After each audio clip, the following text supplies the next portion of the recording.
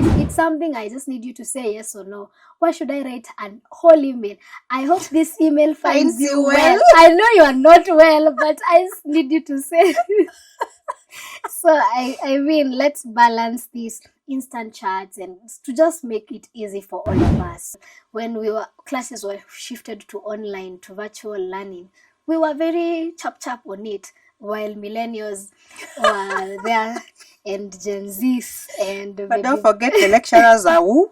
Baby they boomers. were really struggling. Oh my god. Have you ever said, okay, if you used to enter those classes, you'd see let's say a Gen X has joined those classes and then they have put only the whole face on the screen.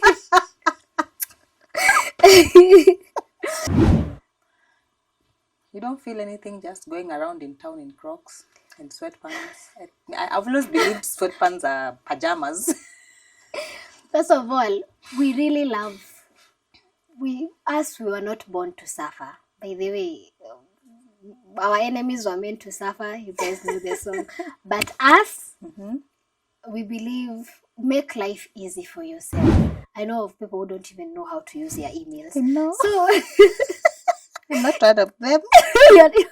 You look like you're one of them. No.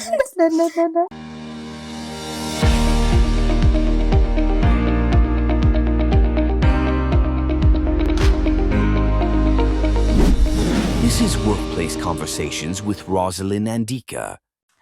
Hello, Workplace family, and welcome to another episode of Workplace Conversations. At Workplace Conversations, we transform the workplace into a safe space where everybody thrives. And today on Workplace Conversations, we dive into a very interesting topic. In fact, the most talked about in the recent past. Generation Z, popularly known as Gen Zs.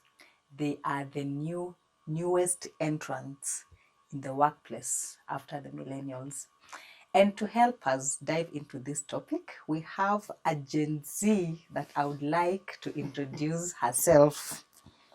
Hi everyone, my name is Joyce Nyawira Karimi. I am actually a very proud Gen Z and coming to this set talking about real things, who we are, and demystifying the many notions that people have about us.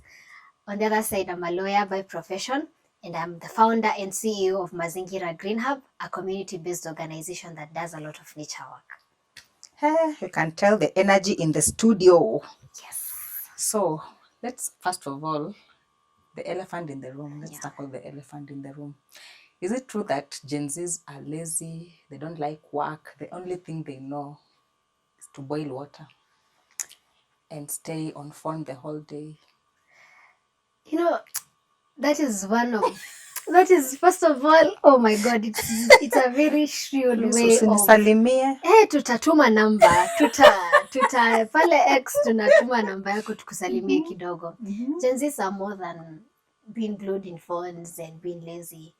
What maybe the older generation has not understood is that we have grown as tech service. So our real struggle essentially is not walking 40 kilometers to school or working from 5 to 9. There is the use of AI, this technology. So it means we don't have to always struggle with the basics that have always happened.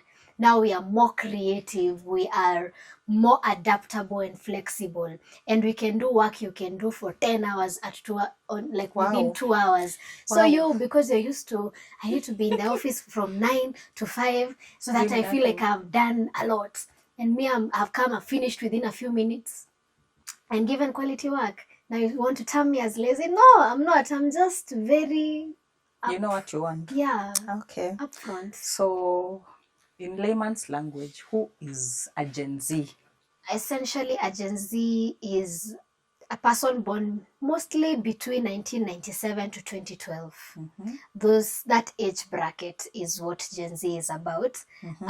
It's right after millennials, and after Gen Z is now the generation Alpha that follows after that. So typically is that age group between those years. Yeah. Okay. So Joyce, what are the main differences between baby boomers, which one comes first? Baby boomers, then X, Gen X, millennials, then Gen Zs. Yes. What are the differences from the Gen Zs? So the main difference between baby boomers, Gen X, millennials, and Gen Z is, first of all, the years that they are born, but also the values that they stand for.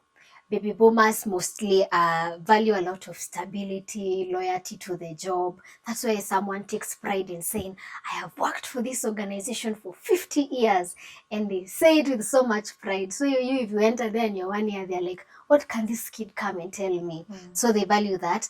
And then Gen X mostly, because most of them were born around independence time. So they also love a lot of independence and pragmatism, because they are struggling for our rights and I think things like that. And now millennials are sort of trying to adapt to the technology that found them and fitting in, and they value a lot of work-life balance. They sort of are always trying to look for somewhere as center in their lives. And now us Gen Z, we are very entrepreneurial. Myself, I'm a lawyer and I have a tree nursery somewhere. So because we know you need alternative sources of income to survive in this current world, and this is the situation that we are in. So we are very bold and very aggressive, which really disturbs the status quo, because the status quo wants, yes, men, do you want this? Yes. But for Gen Z, we will say, we will articulate. And that's why maybe it became very prominent during the recent Mandamano. That's when Gen Z's real oomph and strength came out in reality. But we are really more beyond that. We are very value driven. For us, work is not just a matter of paycheck. Is even is my mental health okay? If something is not okay with me, I'd rather quit, because if my mental health is at risk, it's not worth my life. I can figure out some other things. So, and we thrive in a lot of change and adaptability. So I'd say we are a very versatile and flexible generation, which has changed over time, maybe because of our circumstances. Okay. Yeah. So I am a proud millennial. Very proud millennial.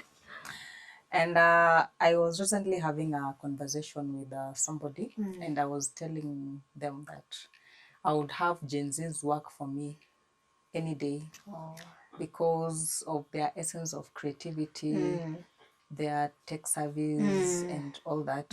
So as a Gen Z, what strength do you bring to the table? What strength do you bring to the workplace? First Your of strengths. Our main strength is we bring a fresh eye to things. We are very creative. I can come with a solution instantly. Even tech, I believe it's a lot of Gen Zs who are behind even a chat GPT and things like that. We are very quick learners. You know, as a quick learner, you learn very fast and you get bored very fast. So you will teach me a task. You want me to repeat over and over, and I got it on the first time. So we are quick learners, and that's why digital tools are easier for us to adapt, because for us, we have grown with them. We actually take service, as you said.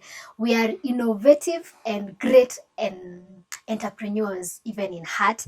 Again, we bring a lot of passion and diversity. If you see, my age group doesn't, wewe unaitwa Mokami wa sijui of what's your second name, we don't really, doesn't matter. It doesn't matter. As long as you're young like me, that is a basis for us to actually click and do great things together. So we embrace diversity, sustainability, and we are very vocal about social issues. That's why you'll find a Gen Z, and unfortunately there's a joke, they say the two things Gen Z's fear is hot porridge and marriage. The rest of the things we can deal with them, because we love to talk about very authentic things. We are good multitask. We can multitask a lot. I can be there with the professional work I'm doing, but I can be holding cameras in my church.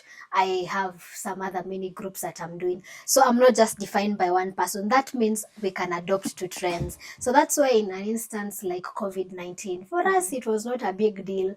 When classes were shifted to online, to virtual learning, we were very chap on it. while millennials were there, and Gen Zs and But don't forget the lecturers are who? Baby they boomers. were really struggling. Oh my god. Have you ever seen, okay, if you used to enter those classes, you'd see let's say a Gen X has joined those classes, and then they have put only the whole face on the screen. So we are really adaptable to the new realities and things like that, and we are really comfortable with global collaboration, because for us the world is a global village. Through just the use of my phone, I can get to know what is happening in Pakistan. I can talk to someone who is in Malaysia. So we have embraced the real essence of the global image, or the Wi-Fi and everything. So imagine now this energy translated into your workplace. That it means you're gonna thrive. Yeah. Yeah. Okay, on the flip side. On the flip side is, what are the challenges? The main challenges Gen Z's experience at the main workplace? challenge is the notions that have been put on us. Especially when you say Gen Z. The stereotype. Even the stereotyping that was happening in the studio just a few minutes ago. Ati Gen Z, ebu chunga usiongee vibaya wanaweza kuja kukusalimia. We are more than that. We have been termed as lazy. We have been termed as... The name Gen Z itself has very negative connotation tied to it. And that has made us, like, it feels like there's a generational fight where we want to feel seen, heard, and appreciated. But on the other side, they feel like we are so entitled. We need to earn it. We have to work and show for all of this.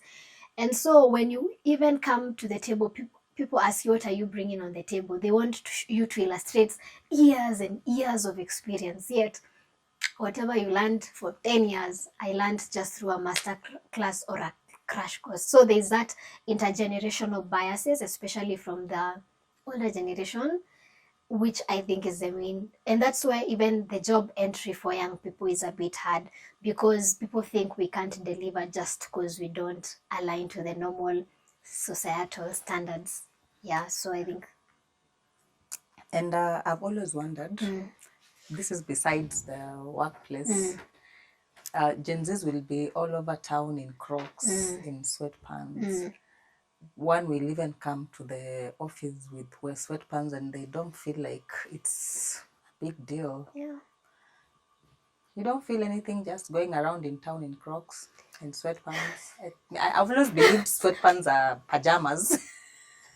First of all, we really love... we were not born to suffer. By the way, our enemies were meant to suffer. You guys know the song.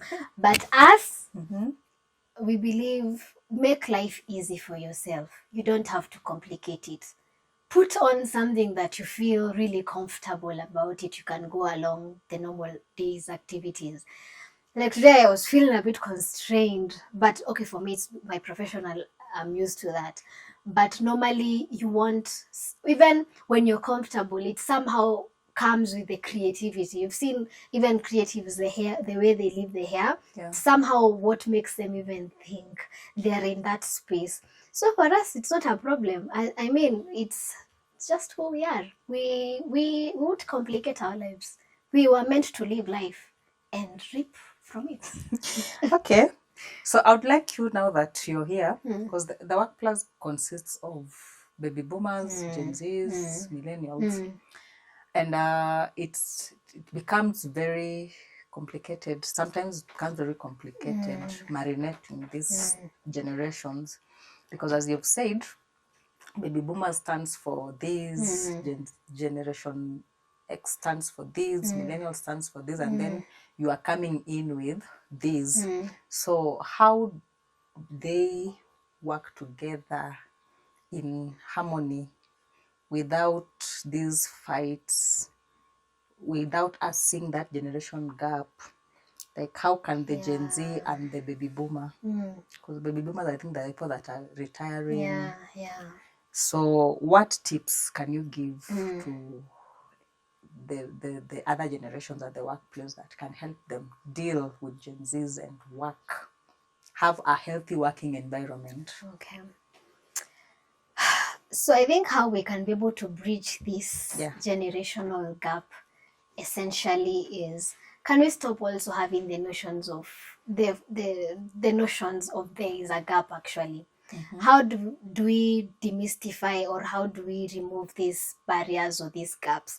First is by having open dialogues. Open dialogues is where older generations are willing to share their wisdom to us in a way that it doesn't look like they are lecturing us. And they are willing to open, like us. If we come, we can even teach you how to maneuver your phone where you're stuck. I know of people who don't even know how to use their emails. No. So I'm not one of them. You look like you're one of them.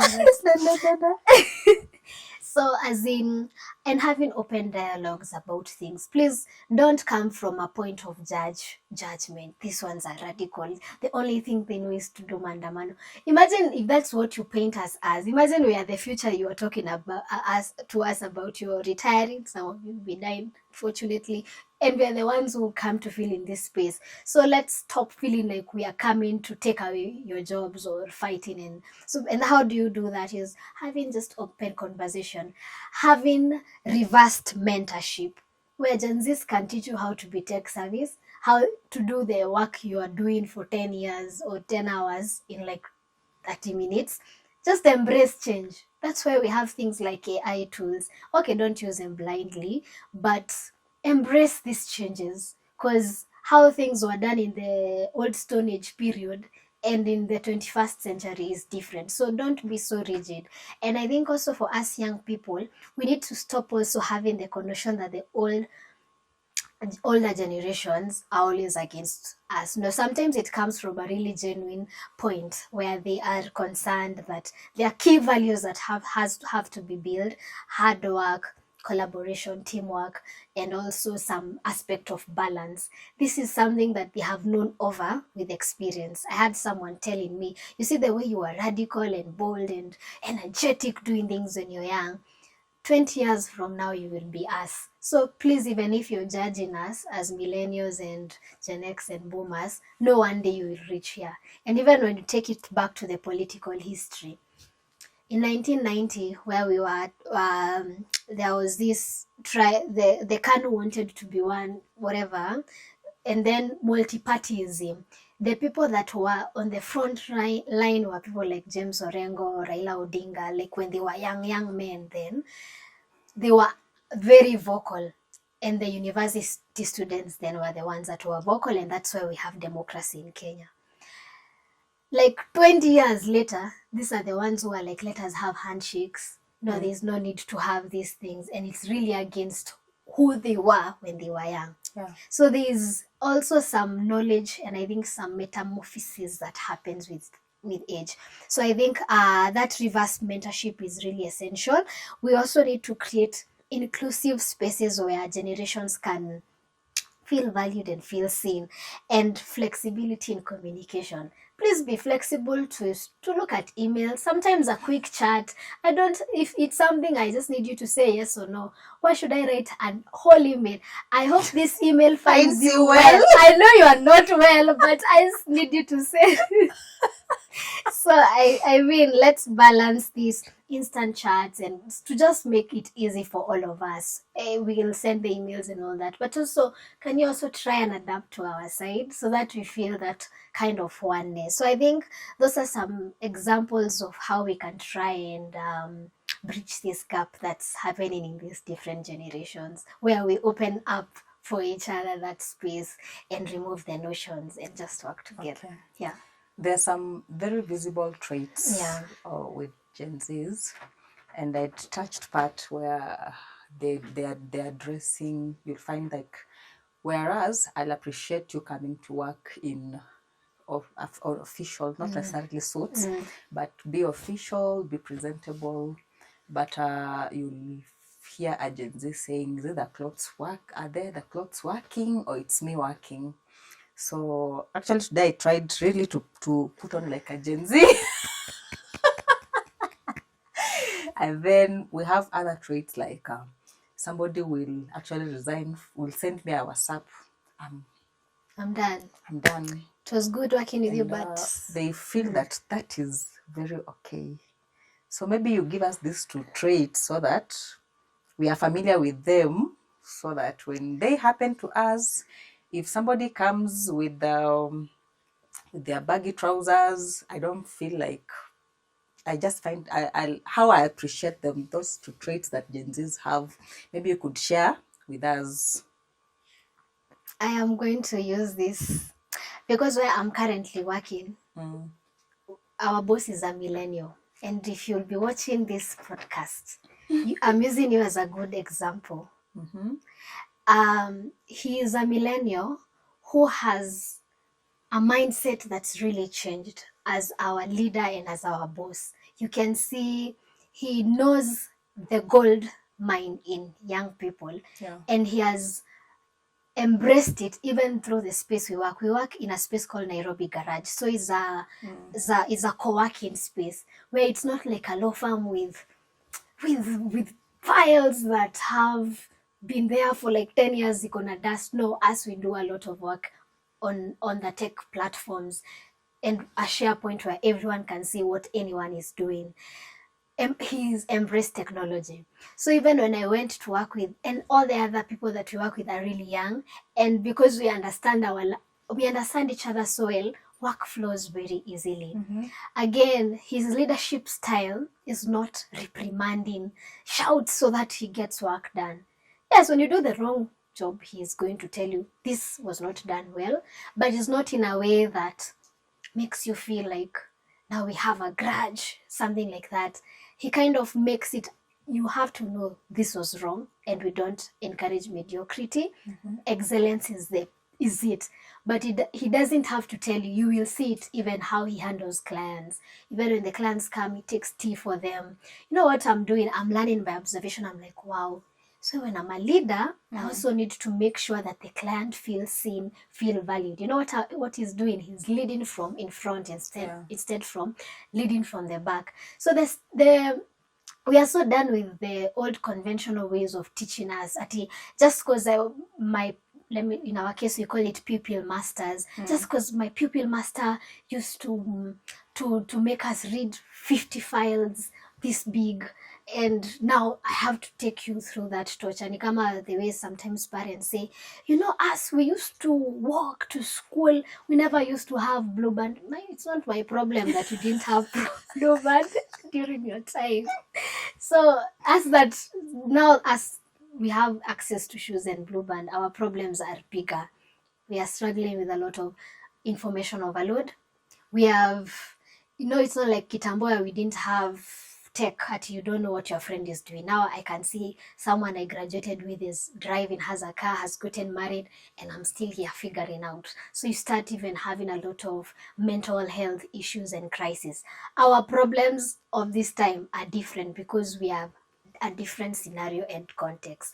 So the moment you understand that, it means you will also try to adapt, and you don't come from a judgmental point of view. So I think having that balance is really, really good, and embracing the fact that you won't stay where you are. You need to pass it down to people, and how to do that is by knowing them so that they open up themselves to you.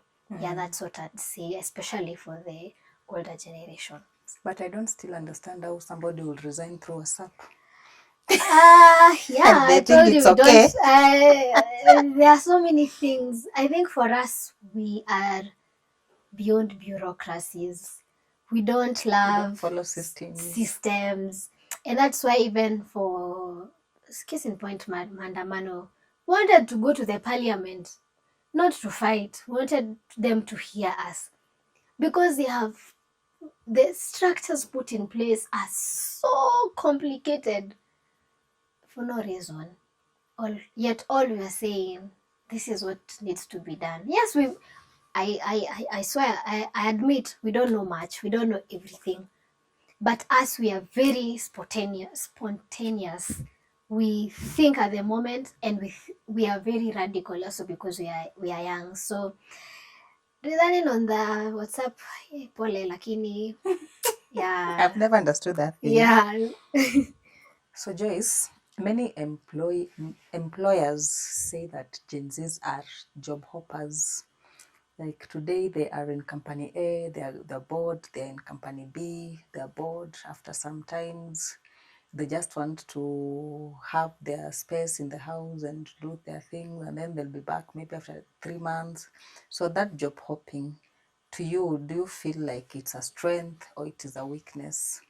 I know of somebody who lives in my house who will work in a certain company for 3 months, and the next day, after like 3 months, he's not going to work, and I'm like, why are you not going to work? I don't feel like it. What happened? I just don't feel like it. So I'm like, really? One thing you need to understand about us as Gen Z is we really value purpose-driven work. It's not just a show we want to put up with. One thing we are very real and straight to the point. If you don't serve my purpose anymore, if you're not growing me, if you're not training me and mentoring me, and if you're taking away my peace of mind, I am not going to stay there. We are so different from our parents who will tell you, vumilia tu. Apana, I won't vumilia there. No, how? I can't. So that is why you realize you can work for job A, you realize it's toxic or it doesn't fulfill you, because we are very self-aware. By default, we can sort of have an idea of what we want. I want to be a creative. This is what I want. So if I come to that company and I realize there's a bureaucracy, all you say, hey, young people, we are empowering you. You are the future of the world or whatever. But when it comes to key in the decision making, we are not involved in that. It limits and sucks away our creativity, our talents. And anytime we feel like that is not nurtured, we always want to go to look for the other part. Again, for us, we value growth more than stability, which is bad at some point because you don't have the discipline of staying. But still, it is good because you learn to have different work dynamics. If I work to come in company A, B, C, and D, means I will explore different cultures. I will get the best practices. And they say, remember, we are entrepreneurs. One day I will set up something. Therefore, I will take what was best based on the different companies. That's different from someone who just graduated with 20 years, worked for the same company till they are 60. Those are 40 years at a... You're becoming personal. For them. And let me say, that's boomers and X's mostly, and also millennials. That is the pride. You know, I worked in that organization. When you go to see, this is what they tell us. I worked in that organization for 40 years. And during those 40 years, I was able, and you can see in their faces, that's a source of pride for us. You're like, oh God, in those 40 years, I would have lived so many lives out of that period of lifespan. And for those 40 years, you're only exposed to those people that you're working with. But that time that I was working in different organizations, I met different people, different networks, and different circles. And where the world is moving is very global and interconnected. You really need to leverage on different work experiences. So, how about the have you ever seen jobs that say they require 10-year experience and you're job hopping? How will you gather the 10 years experience? I think that's one of the biggest scams in hiring. Like, nime graduate juzi. How am I supposed to have 5 years of 10 years of experience? That's a scam. It's just at least give me the platform so that I can build the experience. But you get the platforms during internships. You get them, yes. Volunteering. But those are like few months. Now when you add those internships, when you can say I have like 1 year or something. But I think people should be employed out of merit. Not years. Not years. Seniority. Because there are people who are busybodies in those jobs. They just come to fill the CVs. But us, let me tell you, the wealth of experience we bring to you. You've never met a civil servant. Yeah, clearly. Yeah.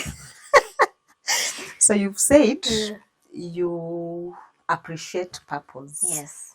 More than anything else Yeah. in the job. So how important is this purpose and values to Gen Z when choosing where to work?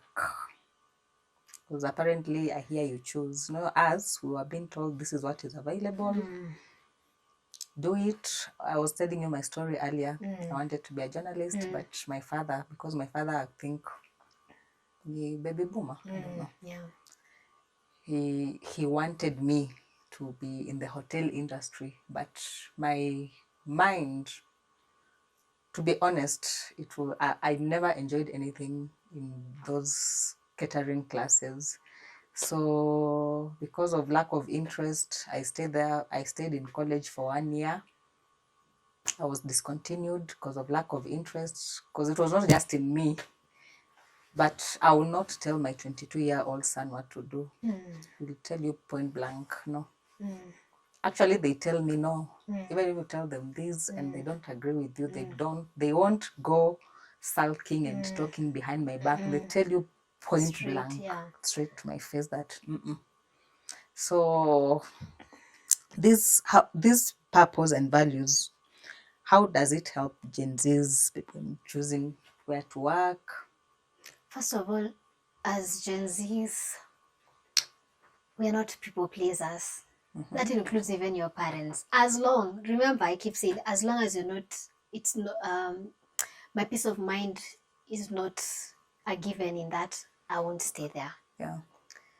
Again, there's, unlike maybe millennials who are like, wacha nifanye hii kosi ya mzazi alafu nitafanya yangu baadaye. For us, that's a waste of time. And time is money. Time is money. So instead of doing that and then I'm discontinued at some point, I'd rather tell you, no, I hurt your feelings. Utazoea tu. Itabidi at some point ukubali. You get. So essentially, we are very straightforward, which I think we struggle. The other generations find it hard because you guys were taught how to say it, how to package it. There's even a time I spoke and then a millennial came and told me, you are so vocal. You should not say it that way. Just say it in this particular way so that you don't offend some particular people. I'm not offending anyone. I'm just saying my truth. If you don't love my truth, you go and find your truth. That's the thing we are. We are very straightforward. And that straightforwardness is a concept that maybe the older generation is finding hard to grapple with. But you need to realize it's the reality. Instead of people pleasing, we don't do that. Purpose above profits. There's one CEO I really admire. She's called Sylvia Mulinge. She is the CEO of MTN Uganda. MTN is the equivalent of Safaricom in Uganda. Yeah, she was even in Safaricom. She was in Safaricom. That lady always dances TikToks with her colleagues. She's there doing some moves here, there, putting on jeans. But even work is delivered. And you can see it's young people who are coming up with the creative marketing styles and things like that. In my farm, we do TikToks with our boss. And you'll see how you won't even know who's the boss and who's not the boss when you're doing those TikToks. But when work is being done, there's a clear distinction. This is the boss and us, we are employees and we need to deliver on the vision and mission of the farm. The same thing. That's why you realize the farms, the companies and workplaces that have embraced Gen Zs, they actually generate more profit because we are the ones who are entering the job market. We actually currently are the ones with the biggest population and we are mostly on our phones. Nowadays, you can make money by just sitting there. Yeah. So why are you saying using phones is bad? It's just you don't want to look at that as an opportunity. But me, I'm seeing that as an opportunity. So what I'm saying, we value purpose and how purpose is for us is different from you. For us, purpose is in the impact that we create, is in the lives that we touch, is in the policies that we make that are even beyond us. We are beyond the generation that is driven by pain. No, we are not going to be our parents. We are going to go beyond that and speak up and be different and do things differently, so that at least those who follow us can find a different narrative instead of carrying generations of pain and passing to the next generation.